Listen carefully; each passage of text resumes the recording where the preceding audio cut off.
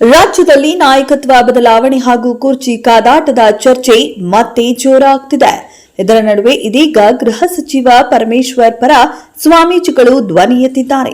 ಪರಮೇಶ್ವರ್ ಅವರು ಸಿಎಂ ಆಗಬೇಕು ಎಂದು ತುಮಕೂರಿನಲ್ಲಿ 30ಕ್ಕೂ ಹೆಚ್ಚು ಸ್ವಾಮೀಜಿಗಳು ಮಹತ್ವದ ಸಭೆ ಕರೆದಿದ್ದಾರೆ. ಈ ವೇಳೆ ಲಿಂಗಾಯತ, ಒಕ್ಕಲಿಗ, ಹಿಂದುಳಿದ, ದಲಿತ ಮಠಾಧೀಶರುಗಳ ಒಗ್ಗಟ್ಟಿನ ಪ್ರದರ್ಶನ ಮಾಡಿ ಎಲ್ಲರೂ ಗೃಹ ಸಚಿವ ಡಾ ಜಿ ಪರಮೇಶ್ವರ್ಗೆ ಸಿಎಂ ಸ್ಥಾನ ನೀಡುವಂತೆ ಒತ್ತಾಯ ಮಾಡಿದ್ದಾರೆ.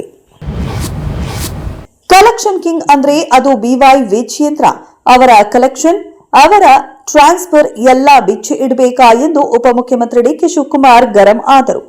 ಅವರಪ್ಪನ ಹೆಸರು ಕೆಡಿಸಿದ್ದು ಅದು ವಿಜಯೇಂದ್ರ ಎಂದು ತಿರುಗೇಟು ನೀಡಿದರು. ಯಾವ ಖಜಾನೆ ಖಾಲಿಯಾಗಿದೆ, ಬಂದು ಸದನದಲ್ಲಿ ಮಾತನಾಡಲಿ ಎಂದು ಡಿಕೆಶಿ ನೇರ ಸವಾಲು ಹಾಕಿದರು. ಧರ್ಮಸ್ಥಳ ವಿರುದ್ಧ ಹೋರಾಟ ನಡೆಸುತ್ತಿರುವ ಮಹೇಶ್ ಶೆಟ್ಟಿ ತಿಮ್ರೋಡಿಗೆ 2ನೇ ಬಾರಿಗೆ ಗಡೀಪಾರು ಮಾಡಿ ಪುತ್ತೂರು ಎಸಿ ಆದೇಶ ಹೊರಡಿಸಿದ್ದಾರೆ. ಪುತ್ತೂರು ವಿಭಾಗಾಧಿಕಾರಿ ಸ್ಟೆಲ್ಲಾ ವರ್ಗೀಸ್ ತನ್ನ ಹಿಂದಿನ ಆದೇಶವನ್ನ ಮಾರ್ಪಡಿಸಿ ಮತ್ತೆ ಜಾರಿಗೊಳಿಸಿದ್ದಾರೆ. ಈ ಹಿಂದಿನ ಆದೇಶದಂತೆ ರಾಯಚೂರು ಜಿಲ್ಲೆಯ ಮಾನ್ವಿ ತಾಲೂಕಿಗೆ ಗಡೀಪಾರು ಮಾಡಿ ಆದೇಶ ಮಾಡಿದ್ದಾರೆ. ಈ ಹಿಂದಿನ ಆದೇಶದಲ್ಲಿ ಕಾನೂನಾತ್ಮಕ ತೊಂದರೆ ಇದೆ, ಕಾನೂನು ಪಾಲನೆಯಾಗಿಲ್ಲ ಎಂಬ ಕೊರತೆ ಇದ್ದುದನ್ನ ಸರಿಪಡಿಸಿ ಸ್ಟೆಲ್ಲಾ ವರ್ಗೀಸ್ ಮತ್ತೊಮ್ಮೆ ಆದೇಶ ಮಾಡಿದ್ದಾರೆ.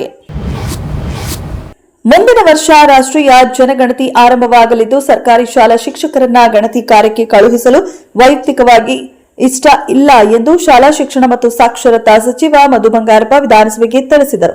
ಪ್ರಶ್ನೋತ್ತರ ವೇಳೆಯಲ್ಲಿ ಬಿಜೆಪಿ ಶಾಸಕ ಹರೀಶ್ ಪುಂಜಾ ಅವರ ಪ್ರಶ್ನೆಗೆ ಉತ್ತರಿಸಿದ ಸಚಿವರು, ಈ ಸಂಬಂಧ ಕೇಂದ್ರ ಸರ್ಕಾರಕ್ಕೆ ಪತ್ರ ಬರೆಯಲಾಗುವುದು ಎಂದರು.